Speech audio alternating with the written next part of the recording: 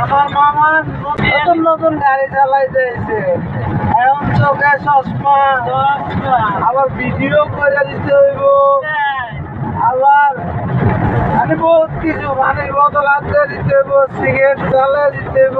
এটাই আমার পরিস্থিতি। আমি সিগারেট খাই না, আর মামা দেখেন, মামার ভিউটা দেখেন সামনের।